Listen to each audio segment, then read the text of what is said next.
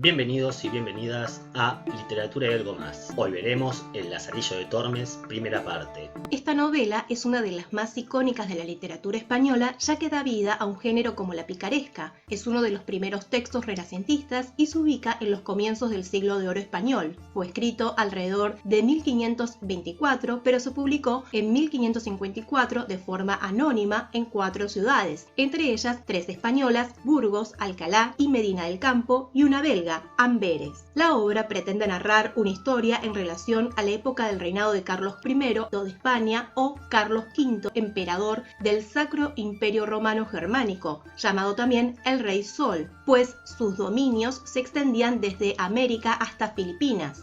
Hay 3 acontecimientos históricos que coinciden con la fecha posible de escritura. El padre de Lázaro murió luchando contra los moros cuando él tenía 8 años, 1510. En el segundo tratado se habla de que en ese periodo tenía lugar los cuidados del rey de Francia. El término cuidados es una ironía que refiere al encarcelamiento de Francisco entre 1525 y 1526. Se dice en el último tratado que la historia de Lázaro termina de contarse cuando Carlos V llama a las Cortes de Toledo en 1525. Durante este periodo renacentista se produce la Reforma que da lugar al protestantismo, con Lutero y Calvino a la cabeza, y resta poder e importancia a la Iglesia y el papado. España no acumula riquezas porque se alía con la Iglesia y gran parte del oro de América se gasta en la guerra contra la Reforma, o se los roban los piratas ingleses, así pues no surge la burguesía, lo que irá generando a la larga una gran crisis que explota en el siglo siguiente y refleja Cervantes en el Quijote. A la vez pierde valor el campo porque los trabajadores se van a las ciudades o América. Así España pierde mucha mano de obra y la nobleza media y baja se empobrece pues no hay quien trabaje sus tierras. El Lazarillo de Tormes toma 3 pilares de la sociedad que van entrando en decadencia que serán fuertemente satirizados: la mendicidad y la limosna, representada en el ciego, un hombre ruin y egoísta, la hidalguía, el escudero, un hidalgo orgulloso y empobrecido, y la iglesia, el clérigo, que representa la avaricia, el fraile de la merced, la lujuria, y el buldero, la codicia, 3 pecados capitales. La nobleza es la única clase social que no tiene presencia en la obra, quizás porque el autor perteneciera a este sector. ¿Por qué su autor es anónimo?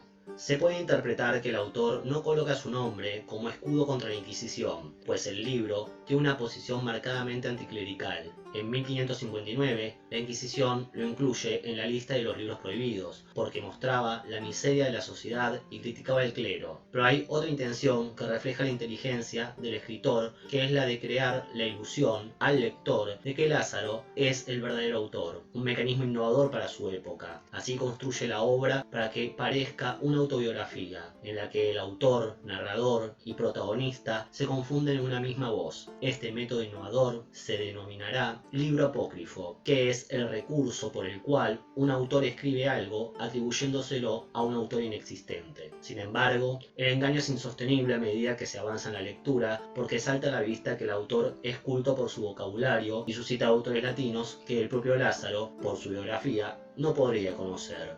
¿Cuál es el contexto literario en que surge?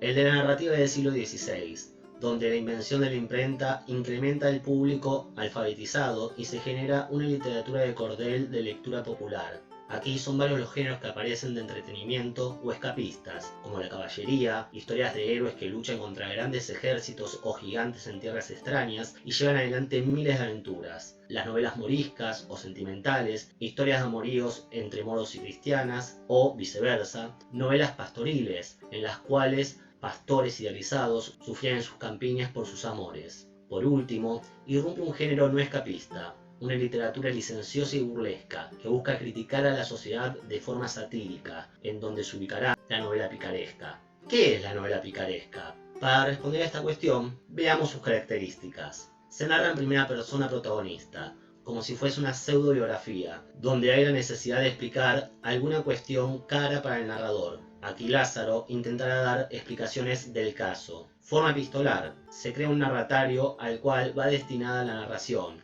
En este caso, Lázaro escribe su texto a vuestra merced. Historia desde el origen del personaje. Lázaro cuenta su narración a partir de su nacimiento en el río Tormes. la burla y la risa como recurso predominante con situaciones escatológicas y tragicómicas. Estructura episódica que permite intercalar nuevas aventuras, sin alterar la trama. Ambos que representan distintos tipos sociales. Relato itinerante. Lázaro va de aquí para allá. Pasa por Solana, Salamanca, Torrijos, Escolana, Maqueda, Toledo y diferentes sitios con cada amo. Su protagonista es un pícaro. La etimología de este nombre tiene dos hipótesis. Por una parte, se cree que tiene relación con el verbo picar, así se denominaba a la actividad de los mendigos de pedir caridad.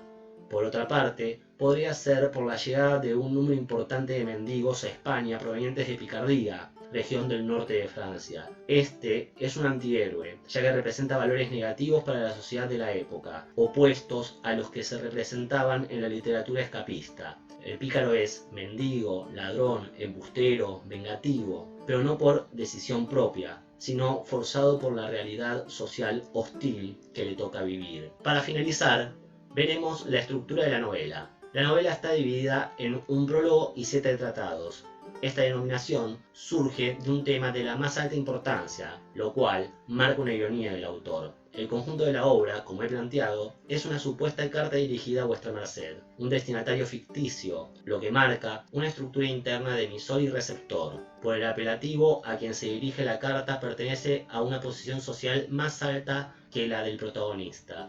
El origen de la misiva se da porque vuestra merced escribe a Lázaro pidiendo que le explique sobre el caso, contenido que es desconocido hasta el último tratado, donde se descubre que se trata de la infracción de las leyes eclesiásticas por parte del amo de Lázaro, ya que éste acepta que su mujer le sea infiel con el arcipreste. Y esto es un tema de vital importancia, porque no solamente es por eso, sino porque se pone en juego la honra del protagonista, ya que Lázaro se la deja mellar a sabiendas de todos y no actúa para defenderla. Por eso, su intención, desde el principio, es persuadir a vuestra merced para que no se inmiscuya en ese caso, ya que sufrió mucho en su vida y es la primera vez que se encuentra en una situación buena a pesar del engaño de su mujer. Como dice Lázaro, pues en este tiempo estaba en mi prosperidad y en la cumbre de toda buena fortuna. Por otro lado, la novela, al ser renacentista, respeta una estructura simétrica donde hay un prólogo en donde Lázaro comienza su carta